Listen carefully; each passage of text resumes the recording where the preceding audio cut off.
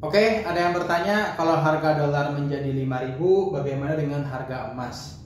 Sebelum saya mulai, saya akan jelaskan dulu sedikit kenapa saya bahas dolar itu 5.000. Karena banyak orang yang bertanya kepada saya, apakah betul dolar akan jadi 5.000? Bagaimana harga emas kalau dolar 5.000?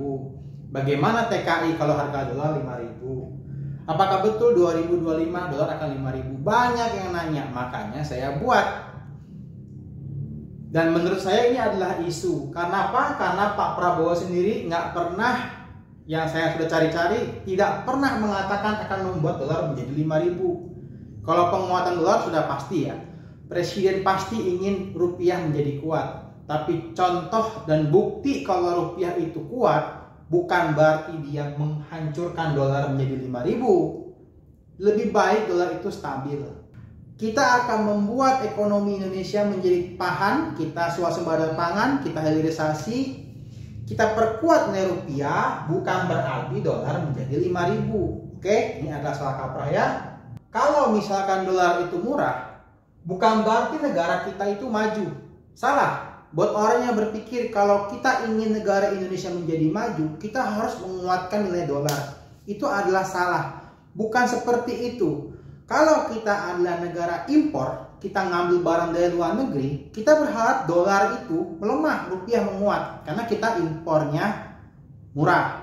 Tapi karena Pak Prabowo dan kita tentunya ingin menjadi produsen, kita ciptakan barang, kita swasembada pangan, kita harus jadi eksportir. Ketika kita harus ekspor keluar, kita harus membuat dolar itu tinggi, rupiah yang lemah. Kenapa? Biar produk kita jual ke luar negeri itu laku karena murah. Dan harus juga berkualitas. Jadi tugasnya adalah memperkuat produk, bukan menurunkan harga dolar. Kenapa saya bilang begitu? Contohnya aja yuan, mata uang China. Terus won, mata uang Korea. Yen, mata uang Jepang, dong, mata uang Vietnam. Ini contoh-contoh yang saya kasih ini dan banyak contoh-contoh yang lain. Itu mata uang terhadap dolar itu dia nggak menguat, nggak nyampe bikin harganya kurang jadi setengah, nggak ada yang begitu.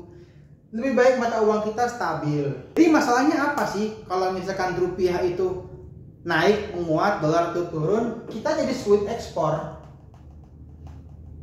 Kita kesulitan ekspor, dan saya yakin ini bukan programnya Pak Prabowo. Kalau kalian cek, kalian lihat-lihat aja di YouTube, lihat aja di video-video lain. Nggak ada Prabowo bilang kita akan bikin rupiah menjadi 5.000. Oke, kita lanjut ke pembahasan harga dolar dengan harga emas. Kita coba contoh pakai langsung yang real. Dolar, misalnya hari ini harganya 15.000. Harga emas dalam rupiah 1.300.000. Terus harga emas dalam US dollar itu 87 dolar.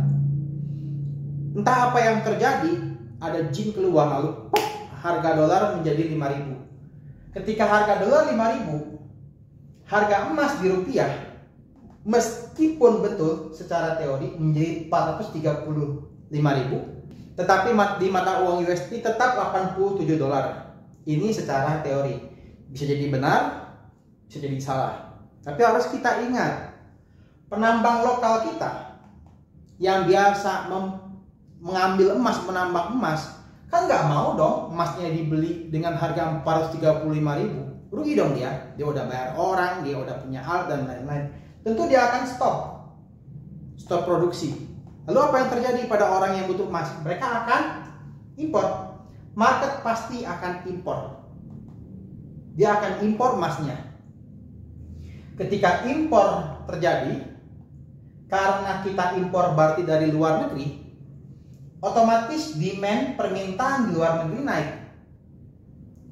Kita beli misalkan ke Malaysia, atau misalkan kita beli ke Timor Leste, atau kita beli ke Papua Nugini.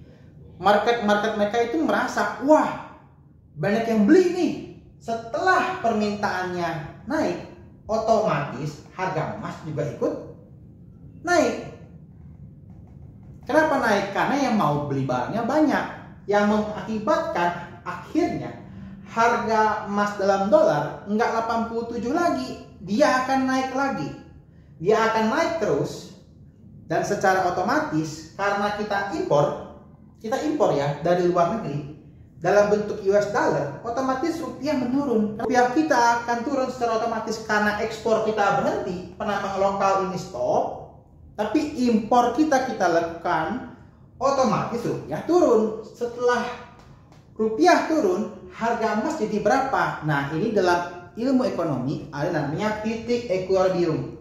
Titik equilibrium ini adalah harga seimbang dari supply dan demand. Ketika supply-nya sedikit karena kita beli dari impor, otomatis demand-nya naik, lama-lama harga emas di rupiah juga naik lagi.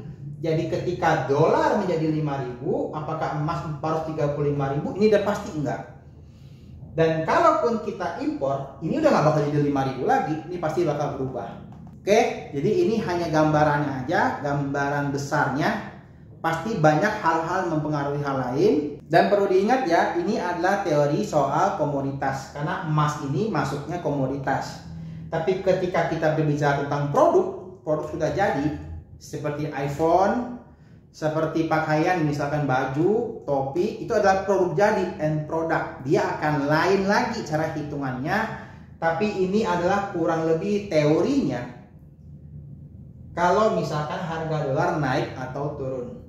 Dan untuk apa yang terjadi ketika harga dolar turun menjadi 5.000, dalam kacamata produk akan saya bahas pada video selanjutnya.